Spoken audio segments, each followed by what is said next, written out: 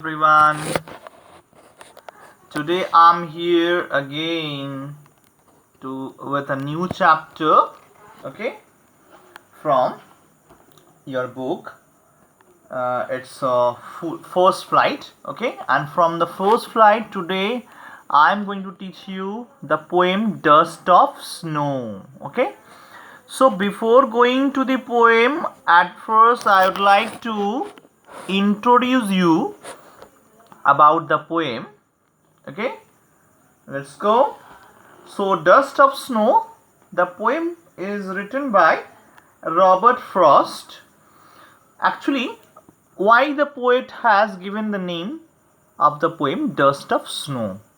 Actually, dust you know very well, the fine particles, okay? So, he is comparing the snow, okay, with dust, as the dust is a fine particle, so snow that has some fine the fine particles of snow comes as a dust upon the poet, and it changes the mind of the poet. Let's see here. The poet retreats that the little things in life can make huge changes in our future. Guys, छोटी सी छोटी चीज हमारे future को change कर सकती है, हाँ? It also shows that if we can take the hard times of life in stride, eventually something will happen to change our situation into happier times. ऐसा दिखता है कभी कभी लाइफ में बहुत सारा हार्ड टाइम चलाता है, ठीक है, बट ये समझना पड़ेगा कि happiness and sadness is a part of our life, okay. आज हैप्पी है, कल फिर सॉरो रहेगा, ठीक है.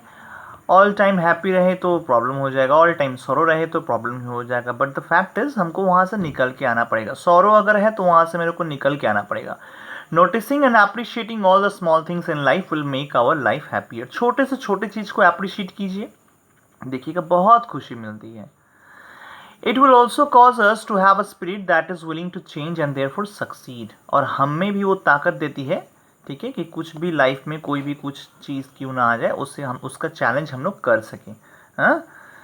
तो यहाँ पे जो डस्ट ऑफ स्नो है, जो फाइन पार्टिकल्स स्नो का जो है, okay, when it just fail upon the poet, the poets future changed. Okay, चलिए देखते हैं कैसे होता है यार. अभी मैं जा रहा हूँ आपको ये थीम बताने के लिए, और ये क्या मैसेज दे रहा है हम लोगों को ये पोएम, ठीक है. एक्चुअली पोएट ने इस पोएम में कुछ चीज़ों का इस्तेमाल किया है यहाँ पे, ठीक है, हमारे इस लाइफ को समझाने के लिए. तो चलिए देखते हैं. Here we have 3 important things which have a great significance in society. में बहुत ज़्यादा इंपॉर्टेंस है उसका. फर्स्ट क्या है? there is a crow which is black and often considered as a symbol of death. आपको पता ही है. तो इस पोएम में क्रो का इस्तेमाल किया गया है, क्रो को यूज़ किया गया है, क्रो को उन्होंने दिखाया है. क्रो तो you know very well, crow is a symbol of death, मतलब इल ओमेन. इल ओमेन का मतलब इविल है. क्रो क्या इविलनेस का सिंबल है, ठीक है. फिर देखिए dust which reminds one of the nothingness. So dust again becomes another ill omen and indicates bad luck, ठीक है. डस्ट तो आपका कुछ अच्छा चीज़ नहीं है, ठीक है. तो डस्ट भी देखिए एक इविल थिंग है. और देखिए यहाँ पे हेमलॉक ट्री का यहाँ पे पोएट ने यूज़ किया है. यहाँ तक कि हेमलॉक ट्री में बोला जाता है ना कि which is a poisonous tree which was used to Socrates to commit suicide. Okay, Socrates ने सुसाइड किया था, हेमलॉक ट्री का जो फल है उसको खा लिया था. तो देखिए हेमलॉक ट्री वो भी पॉइजनस ट्री है, ठीक है. तो ये भी इविल थिंग है. ये तीनों का तीनों इविल थिंग यहाँ पे पोएट ने दिखाया है, ठीक है. तो पोएट का मतलब ये है कि जितना भी खराब सिचुएशन क्यों ना रहे, या कुछ आप खराब संगति में क्यों ना रहे, ठीक है, आप उसमें भी अच्छा खोज सकते हैं, ठीक है. तो चलिए मैसेज क्या है मैं दिखाता हूँ आपको पोएम का.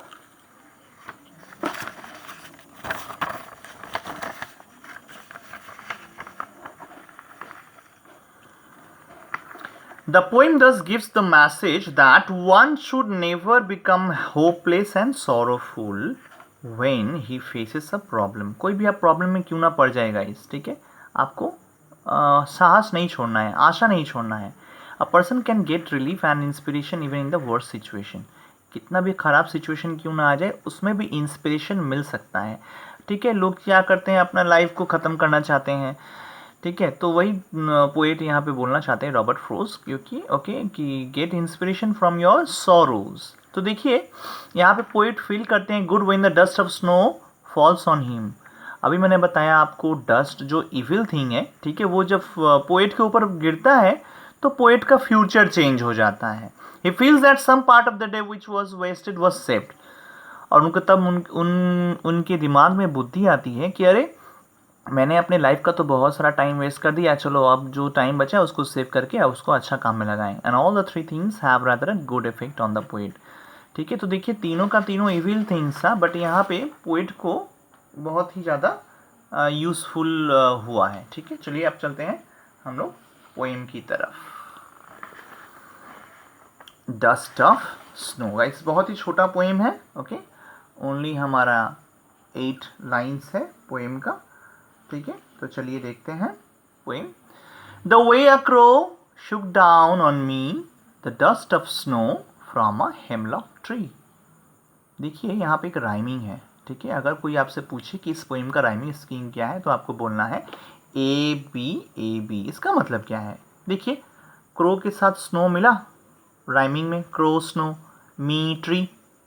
ठीक है, तो क्रो के साथ स्नो का मैच हो रहा है इसलिए ए हो गया, और मी के साथ ट्री का मैच होता है इसलिए बी हो गया।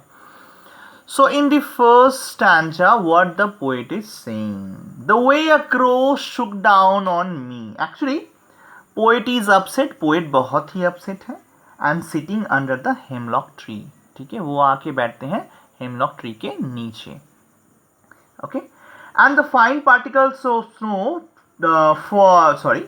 From tree fall on the poet. Okay, falls on the poet. तभी क्रो ने उस ट्री को हिला दिया, और हिलाने की वजह से जो फाइन पार्टिकल्स ऑफ स्नो, जो डस्ट था स्नो का, वो ऊपर से झड़कर ओके पोएट के सर पे आके गिरता है, या आप बोल सकते हैं कंधे पे आकर गिरा। ठीक है,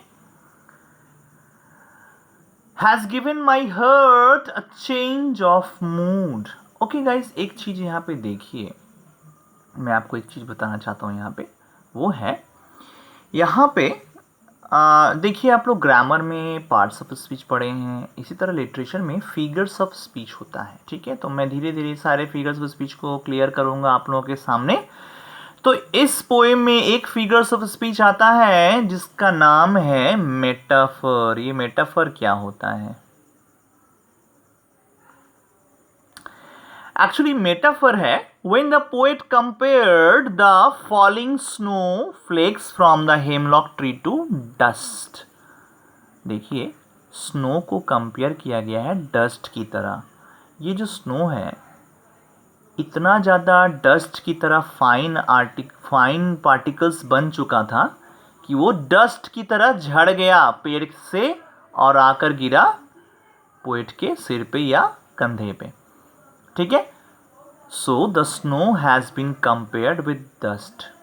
बट देखिए यहाँ पे जो कंपैरिजन है वहाँ पे लाइक या एज नहीं है। समझिए, जहाँ पे कंपैरिजन रहता है, समझिए her eyes are like the peacock's eyes. Okay, peacock की तरह उसकी आइज है, तो यहाँ पे लाइक दिया हुआ है। ठीक है, आइज को कंपेयर किया गया है पिकॉक के आइज के साथ, जहाँ पे लाइक वर्ड दिया गया, बट यहाँ पे देखिए लाइक या एज कुछ है नहीं। तो याद रखिएगा metaphor is a figures of speech where two things are compared in an implicit way, that means there is no like और एज, इनडायरेक्टली तरीके से यहाँ पे कंपेयर किया गया है। Okay, so in the first stanza the poet is saying that he is in upset mood and he is under the tree of the hemlock. Okay, and suddenly some fine particles of snow falls upon the poet as the dust. Okay, and that has happened because of the crow.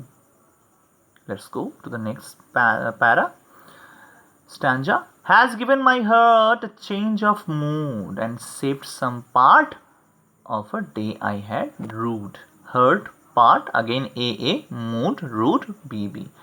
यहाँ पे एक चीज़ देखा जाता है कि पहला जो rhyming scheme है जो रहता है मैक्सिमम वही रहता है। ठीक है, तो चलिए क्या बोलता है यहाँ पे, हैज़ गिवन माई हर्ट। तो जब सॉफ्ट एंड कोल्ड, जो स्नो गिरा ओके पोएट के ऊपर, वो क्या हुआ, चेंज कर दिया पोएट का जो मूड है टोटल। ठीक है, पोएट का मूड क्या था, पोएट बहुत ही अपसेट थे, सैड थे, और वो अभी हैप्पी हो चुके हैं। He starts feeling Sood and refresh, वो अभी पूरा रिफ्रेश फीलिंग कर रहे हैं, फ्रेशनेस फीलिंग कर रहे हैं।